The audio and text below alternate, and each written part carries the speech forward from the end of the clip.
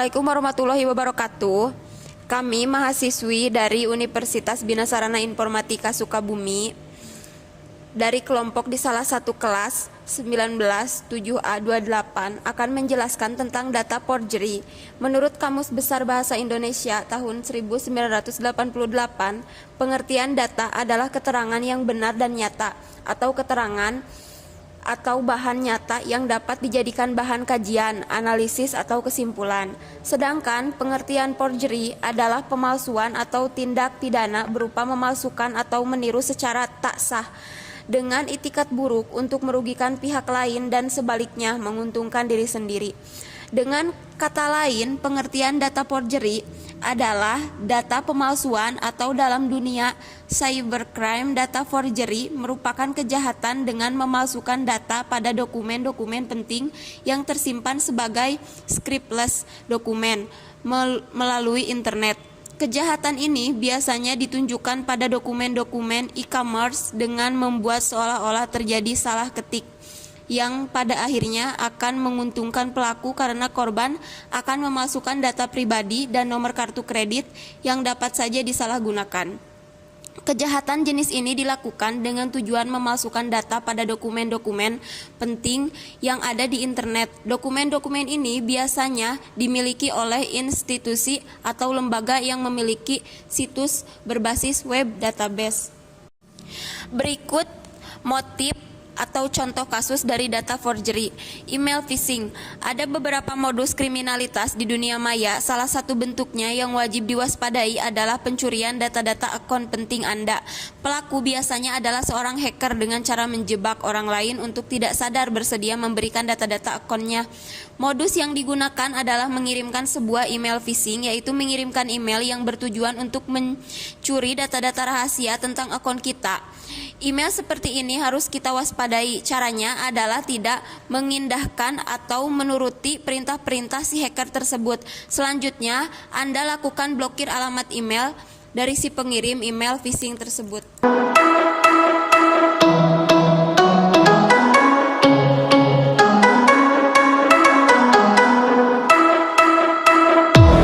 Berikut penyebab terjadinya data forgery dan contoh kasusnya. 1. Kemajuan teknologi informasi. Tentu dengan seiring berkembang secara pesat kemajuan teknologi informasi ini akan sangat mempengaruhi gaya seseorang dalam melakukan cybercrime yang semakin bervariasi, dan salah satunya data forgery. Yang kedua, sumber daya manusia. Untuk aspek sumber daya manusia di sini biasanya karena sifat yang dimilikinya kurang begitu peduli akan etika menggunakan teknologi informasi yang baik sehingga menyelewengkan dari sebagaimana mestinya. Nomor 3, komunitas baru. Komunitas ini biasanya terbentuk karena memiliki visi misi yang sejalan. Hal ini tentunya berbahaya, terutama jika suatu komunitas ini menggunakan kemampuan mereka dengan menyatukan apa yang telah mereka kuasai untuk kemudian digunakan dengan maksud memperkaya komunitas itu sendiri atau menyalahgunakannya. Penanggulangannya ada beberapa, yaitu yang pertama, verify your account. Jika verify-nya meminta username, password, dan data lainnya, jangan memberikan reaksi balik. Anda harus selalu ingat password jangan pernah diberikan kepada siapapun. Namun, kalau Anda mendaftarkan account di suatu situs dan harus memverifikasinya dengan mengklik suatu URL tertentu tanpa minta mengirimkan data macam-macam, lakukan saja karena ini mekanisme umum. Yang kedua yaitu if you don't respond within 48 hours, your account will be closed. Jika Anda tidak merespon dalam waktu 48 jam, maka akun Anda akan ditutup. Harap membaca baik-baik dan tidak perlu terburu-buru. Tulisan di atas wajib Anda waspadai karena umumnya hanya propaganda agar pembaca semakin panik. Yang ketiga, value customer. Karena email phishing yang biasanya targetnya menggunakan random, maka email tersebut bisa menggunakan kata-kata ini. Tapi suatu saat mungkin akan menggunakan nama kita langsung, jadi Anda harus waspada. Umumnya kebocoran nama karena kita aktif di milis atau forum komunitas tersebut. Nomor 4, klik the link below to gain access to your account. Metode lainnya yang digunakan hacker yaitu dengan menampilkan URL address atau alamat yang palsu.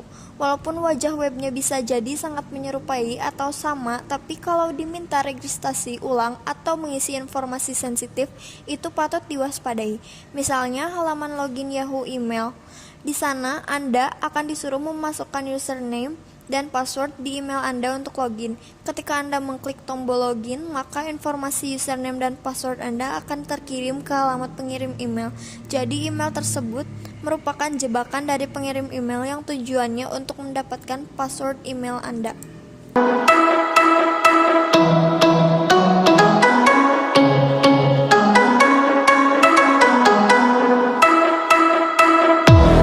Dan kesimpulan dari hasil pemaparan dari semua bab-bab di atas, kita bisa menarik kesimpulan sebagai berikut.